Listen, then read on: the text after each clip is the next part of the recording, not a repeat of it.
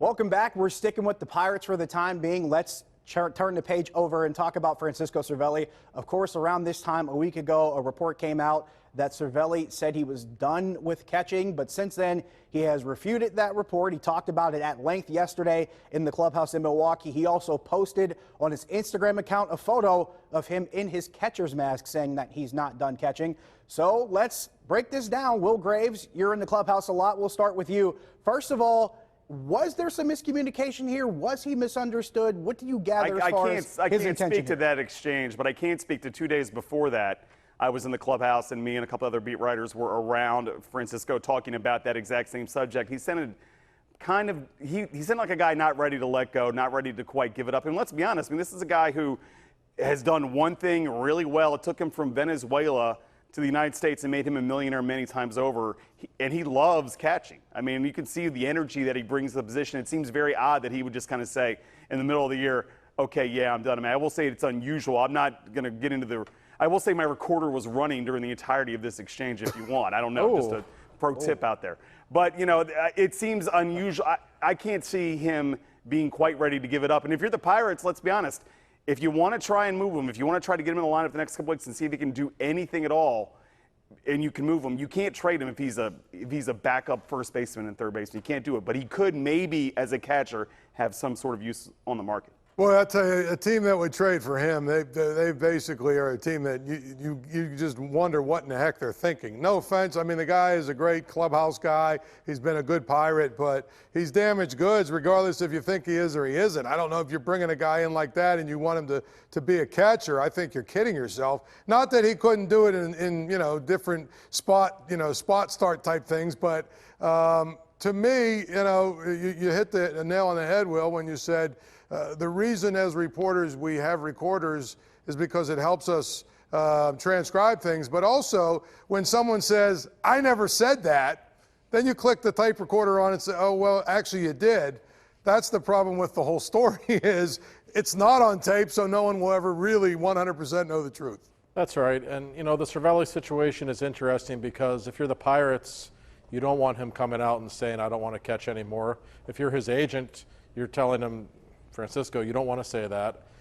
I don't doubt that he said something along those lines. I wasn't there. I don't know what happened. But this is really kind of a bad situation. I don't know that he is tradable at this point. I'm sure the Pirates would love to trade him for anything if they could. I don't think they can. I don't think this situation has helped at all. And listen, it's been painful to watch him play this season. He's been a really good player for a long time. I have never seen a catcher get hit by more foul balls in the head than him. Every time I watch him catch, I feel bad for the man. It's like he's got a magnet on his helmet. He just takes a beating year after year after year. He's not that old, but he sure looks like a guy who's done to me. I mean, and in that exchange, Josh, with us a couple Fridays ago, I mean, he talked about, he's like, I've got to play the way I play. If I don't play the way I play, people are going to call me out and say, I make so much money, why am I not playing catch the way I used to anymore? So that is, trust me, he's been doing this for a long time. He's not like he's 23 years old and has been in the majors for a year. I mean, this is a guy who's made out a very good living by being pretty good at this, and you're right. But he is right up on the box. He plays an aggressive position aggressively, as I've said previously. And for him to change that now is he can't. He is who he is at this point in his career. The question is that the right thing, though? Is it safe? Is it safe to put him back there? I mean, is it bad luck? That's my next question. Or is it the way that he plays? That's my next question. Is his motivation to keep catching, Paul? Is that a good idea right now for him? Well, no, I think it's probably not a good idea given his history. I mean, that's the thing about those kinds of injuries. It's not the same as a shoulder or a knee or, you know, whatever. I mean, it's one of those things where, he's one hit away, and I hate to say it like this, but maybe the ball hits him in the wrong place. I mean, he's one hit away from maybe, not it being a lot worse than just he can't play baseball. So a lot of these guys, I understand it. It's their livelihood. It's what they do. It's who they are. But sometimes you got to be smarter than that. And if I were his agent or I was somebody, I would advise him, hey, let's think about doing something else. Yeah, and Cervelli, I know him well enough to know he's an extraordinarily prideful guy. And all professional athletes are to some extent. He really is. You're around him for 5 minutes and you can sense it. You know he's the kind of guy who will want to leave the game on his own terms. If I'm the Pirates, I don't know that I ever let him catch another inning. The concussions have been over and over again. It's not like this has been 1 or 2 times with him.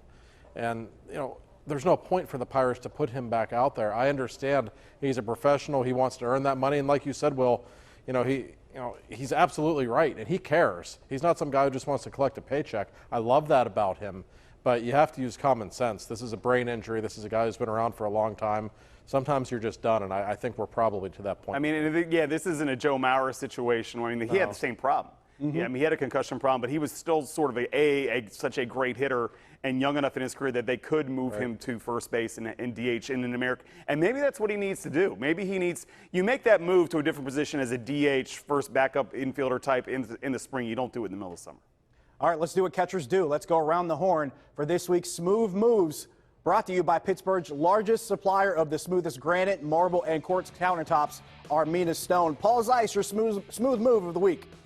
Well, they say it ain't bragging if you go and back it up. And my smooth move, and I'm sure people will love this, how about Joe Madden and the Cubs? Last week when they left here, basically said, we want to see this team again. Gave them all the stuff about the inside pitches and basically said, well, you got to come to us. And then the Pirates came to them, and 3 days in a row they kicked their fannies. I mean, it ain't bragging if you can back it up, and they certainly backed it up this weekend. For me, I'm going to go with Vlad Guerrero Jr. I got a chance to go as a fan to the Home Run Derby with my 10-year-old on Monday night, and to watch him hit 91 bombs in basically 14 minutes. I don't care what the TV ratings were. I don't care if it was born at home. I can say that in the stadium, and especially to my 10-year-old and his good buddy, it was electrifying, and it was just it was a thrill to watch. Speaking of electrifying, I'm going to have to go with the NBA and the NBA's offseason. Every day there's a future Hall of Famer getting traded to a new team. Wow. And I've learned something about sports fans. Most of you love the offseason transaction stuff more than you do the games themselves. And if you're an NBA fan, this summer has been absolutely crazy. I got to hit the brakes on all the excitement. I'm going to go with golf. I will say Dylan Fratelli is my smooth move of the week. Shot a 64 today to finish at 21 under par and win the John Deere Championship. That is our smooth moves of the week, brought to you by Armina Stone, who features Pittsburgh's largest indoor stone gallery of granite and marble countertops, imported from all over the world to give you the smoothest countertops in the area. Score a touchdown with new granite countertops from Armina Stone. We'll be right back.